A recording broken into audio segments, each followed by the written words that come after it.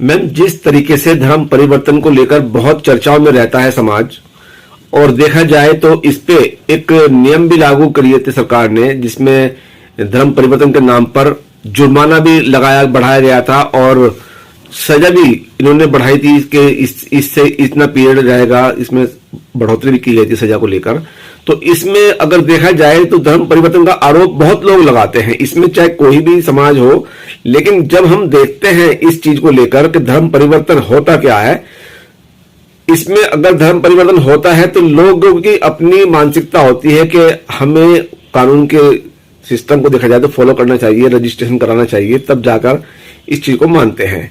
इसमें परमिशन भी होती है, लेकिन जैसे ऊपर तक की सारी चीजों को रखा जाता है एक डॉक्यूमेंट्स के आधार पे, तब जाकर परमिशन मिलती है, तब जाकर धर्म परिवर्तन होते हैं।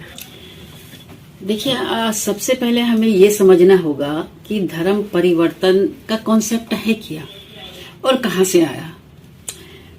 कॉन्स्टिट्यूशन में बाबा साहब अम्बेडकर ने जब कॉन्स्टिट्यूशन बनाया तो उन्होंने धर्म परिवर्तन के मुद्दे को भी उस पर रखा, उसमें विभिन्न आर्टिकल्स में उसको डिस्क्राइब किया कि धर्म परिवर्तन क्या है। अगर इस देश के अंदर जरूरत पड़ती है कि कोई धर्म परिवर्तन करना चाहे तो कैसे करेगा और कैसे उसको रोका जा सकता है, कई चीजें हैं उसमें।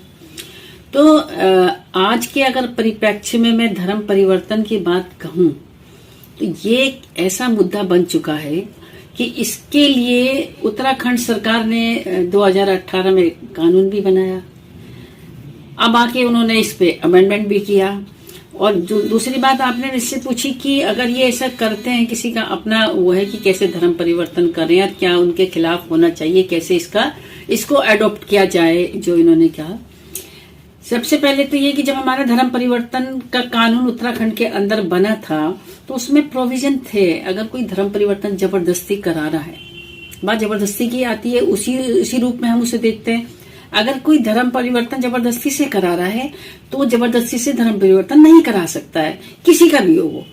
तो कोई भी समाज के लोग अगर धर्म परिवर्तन जबरदस्ती कराएं तो होना भी नहीं चाहिए। उसके लिए तो हम भी कंडम करते हैं कि किसी को पकड़ के आप लाए कि उसे हिंदू बना दिया, मुसलमान बना दिया या क्रिश्चियन बना दिया, कुछ भी बना दिया। लेकिन आज जो यहाँ पे हो रहा है, इस धर्म परिवर्तन के नाम पर लोगों को किस तरीके से टारगेट किया जा रहा है ना आपका, कि अगर कोई कहता है धर्म परिवर्तन के लिए तुम जबरदस्ती पकड़ के लेके आ रहे हो किसी को, तब हो रहा है। लेकिन नहीं, आप सिर्फ धर्म परिवर्तन के नाम पर उसको इतना ज्यादा टॉर्चर कर रहे हो, उसको इतना उसका जिंदगी तुम हराम कर दे रहे हो जीना। और जब तक किसी चीज में जांच ना हो, क्या है उसमें, यही तो है कि आप जाइए कोर्ट के अंदर, डीएम कोर्ट में आके एप्लीकेशन दीजिए कि मुझे धर्म परिवर्तन करना है, उसमें जांच होगी, जांच के बाद में अगर वो चाहे तो सर्टिफिकेट दे देंगे उसको। यही तो होता है। लेकिन ऐसा नहीं है। हो क्या रहा है कि किसी को भी पकड़ लिया जा रहा है कि तू इसको मुसलमान बना रहा था या इसको तू हिंदू बना रहा था, और उसके नाम पे उसकी कईयों की तो जाने भी चली गई है, कईयों को तो मार भी दिया गया है कि तू इसको बिना किसी जांच के, बिना पुलिस महकमा है और चीजें हैं, आप वहां जाइए, पता करिए कि ये धर्म परिवर्तन करा रहा है या नहीं भी करा रहा। कैसे पता करेंगे? एक ऐसी हायरार्की कायम हो गई है इस समाज के अंदर कि एक खास तबके को टारगेट करके धर्म परिवर्तन क्या हवा बना दिया है उसका। जब एक बालिग आदमी अपनी इच्छा से कोई भी धर्म स्वीकार करना चाहे तो करने दो उसको, लेकिन उसके पास जबरदस्ती से, हम भी कहते हैं कि उसके पास जबरदस्ती नहीं होनी चाहिए। भले ही वो मुसलमान है, अगर तुम उसे हिंदू बनाना चाह रहे तो हम नहीं चाहते कि तुम उसको जबरदस्ती मुसलमान से हिंदू बनाए या हिंदू से मुसलमान बनाए। उस चीज को तो हम भी कंडम कर रहे हैं। लेकिन सारे एक्ट की धज्जे तब उड़ जाती है धर्म परिवर्तन के, जब मुसलमान की बात आए तो ये तो घर वापसी की बात चल रही है इसलिए कराया जा रहा है, और जब अगर किसी हिंदू की बात आए तो आप कहते हैं कि जी ये धर्म परिवर्तन करा रहे हैं, ये लव जिहाद करा रहे हैं। तो हो क्या रहा है ये? तब एक्ट सारे के सारे रखे रह जाते हैं। मैंने अभी एक मुद्दा हुआ था, उस पर मजिस्ट्रेट साहब को बात कही थी, उन्होंने मुझे जो स्पेशल मैरिज एक्ट है वो पढ़वा कहना से पढ़ लें। तो मैंने उनसे कहा कि ये एक्ट जो तुम्हारा है, यही एक्ट अगर पक्ष या दूसरा होता तब ये एक्ट बदल जाता, तब मुझे धाराएं नहीं पढ़ाते आप, तब बदल जाता वो। तो कहां से कहां तक चीजें आ रही है कि वहां एक्ट भी बदल जाता है, परिवर्तन भी बदल जाता है और हर चीज संशोधन भी बदल जाता है। तो कहना का है कि इस धर्म परिवर्तन के नाम पे लोगों को टारगेट किया जा रहा है। इस धर्म परिवर्तन के नाम पे एक खास तबके को बुरी तरह से उसको जलील किया जा रहा है। जबरदस्ती वो लोग जिनकी दो कौड़ी की हैसियत नहीं है, वो धर्म परिवर्तन के नाम के किसी को भी पकड़ लेते हैं और उसको मारना पीटना शुरू कर देते हैं। तो ये कैसे होगा और क्यों हो रहा है? ये क्या हमारा सारा शासन, प्रशासन, पुलिस दुनिया भर की है, आप उस पर तो अमल नहीं करते। आप तो तब देखते ही नहीं जब एक तबका कोई और होता है, तुम्हारी पसंद का तबका नहीं होता है, तब तो तुम उसको कुछ और ही करते हो। लेकिन धर्म परिवर्तन की बात करें, ज्यादातर जो फोकस आता है तो वो ईसाई समाज पे आता है धर्म परिवर्तन को लेकर, जहां पर इनकी भी मिशनरी अपना काम कर रही है, चाहे वो बाइबल पढ़ा रही हो या पढ़ रहे हैं लोग, वो उनका अपना अधिकार है क्योंकि उनका प्रचार प्रसार वो करते हैं। ठीक है, मेरा मानना यह है कि जैसे कि अगर देखा जाए कि बड़े बड़े चर्च हैं, चर्च में ऐसी कोई बात नहीं होती, लोग सभी समुदाय के जाते हों या एक ही अपना ईसाई समाज जाता हो, लेकिन जो घरों में प्रार्थना प्रचार प्रसार होता है उसमें देखा जाता है अधिकतर के सभी लोग, सभी धर्मों के लोग बैठे मिल जाते हैं देखने के लिए। तो उसमें प्रचार प्रसार की अनुमति किस तरह से, क्योंकि कानून तो देता नहीं है इस चीज को लेकर के भाई आप इसमें परमिशन लेकर ये कीजिए, इनको परमिशन लेनी चाहिए नहीं चाहिए, कानून तो देगा या नहीं देगा इसमें? देखिए, किसी भी धर्म के, हमारा कॉन्स्टिट्यूशन कहता है कि आप अपने धर्म का प्रचार प्रसार कर सकते हैं, उस पर तो पाबंदी नहीं है। आप कोई नमाज पढ़ रहा है, हम आप लोगों को कह रहे हैं कि नमाज पढ़ो, ये प्रसार है, तो उसके लिए तो पाबंदी नहीं है। क्रिश्चियन समाज अपने धर्म को उसके प्रसार के लिए कोई बात करता है या वो बैठकर वहां पे अपनी जो उनकी पूजा वगैरह जो कुछ होती है अगर वो कर रहे हैं तो उसके लिए तो उसको पहले से अधिकार मिले हुए हैं। सारा कॉन्स्टिट्यूशन अधिकार देता है हमको कि आप अपने धर्म पे कायम रखिए, अपने धर्म के लोगों को प्रचार प्रसार कुछ भी आप कर सकते हैं। तो इसमें किससे अनुमति लेनी है और इसमें कौन सा कानून आ रहा है? नहीं, जैसे कि आपने कहा है कि अपने लोग सभी समुदाय में प्रचार प्रसार करते हैं तो वहां पर अपने अपने लोग माने जाते हैं, अपने अपने धर्म के। क्या अदर धर्म के लोग जहां वहां पाए जाते हैं तो उनको जो शिक्षा मिलती है, जो वहां बैठे हुए हैं, तो उनको आप क्या समझते हैं? देखिए, अगर मैं अपने धर्म के बारे में बात कर रही हूँ और कोई और बैठा है और उससे वो इन्फ्लुएंस होता है, मेरी किसी बात से, मेरे धर्म की किसी बात से इन्फ्लुएंस होता है, तो मैं उसका दिल तो नहीं रोक सकती हूँ। अगर वो चाहे तो हमें ये कॉन्स्टिट्यूशन देता है ना इजाजत कि मैं कोई सा भी धर्म अपना सकती हूँ। मुझे कल कोई कह दे कि चल नाउजुबिल्लाह की हिंदू बन जा, या मेरा मन आता है कोई बोल दे, मुझे दो फर्क समझना होगा। अगर कोई मुझे जबरदस्ती करे कि तुझे ये धर्म अपनाना है और हम कह रहे हैं कि हमारे साथ साथ तू भी ये कर, वो अपराध है।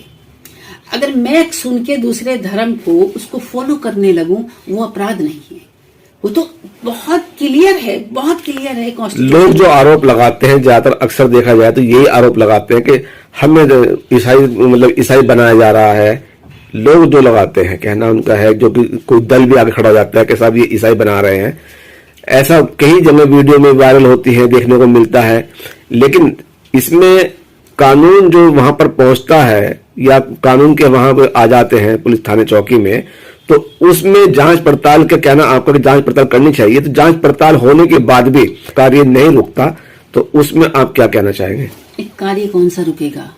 अगर आपने वो साक्ष्य बटोरे हैं कि आपको मार बांध के और जबरदस्ती आपको कोई सा धर्म अपनाने को कहा जा रहा है, वो साक्ष्य होगा।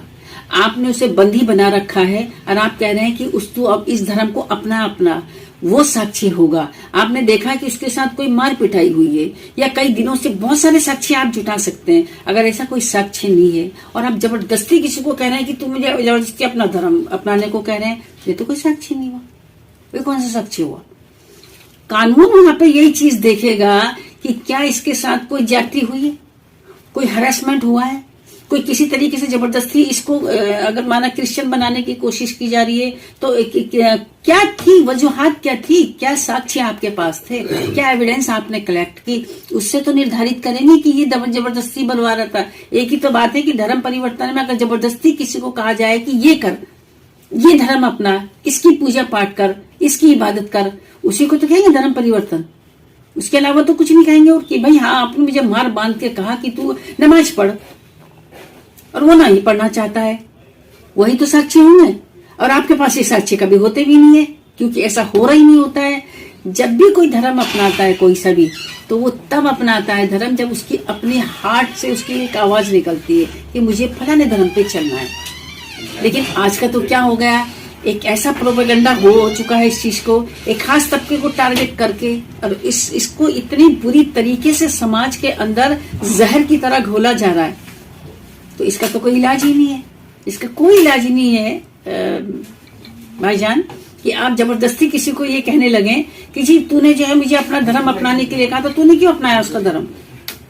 हाँ, अगर उसके साथ ज्यादती हुई है और उसके साथ कोई भी ऐसी चीज निकल के आती है, कोई भी ऐसा एविडेंस निकल के आता है, तब हम कह सकते हैं कि जबरदस्ती करवा रहे हैं। प्रचार प्रसार जो होता है जिस तरीके से अपने अपने धर्मों का करते हैं लोग, लेकिन क्या अपने धर्म में ये भी कह सकते हैं कि साहब आप इसकी पूजा मत करना, साहब आप कुरान मत पढ़ना, साहब आप ग्रंथ मत पढ़ना, या कोई अगर दूसरा धर्म देखे तो कि आप गीता मत पढ़ना। अगर अपने तरीके से देखे धर्म के स्थान पर कि इस तरह से जो अपने अपने ग्रंथ होते हैं, क्या वो दूसरों को भी कह सकते हैं कि इसकी पूजा मत करना या इसको मत पढ़ना? ये चीज गलत है। और मैं अगर इस्लाम की बात कहूँ आपको, दीन की बात कहूँ आपको, तो हमारे तो नबी ने फरमाया है कि जो जिस धर्म का है, जो जैसा है, उसके ऊपर आप टीका टिप्पणी भी मत करिए, उसे वो करने से रोकिए भी मत आप।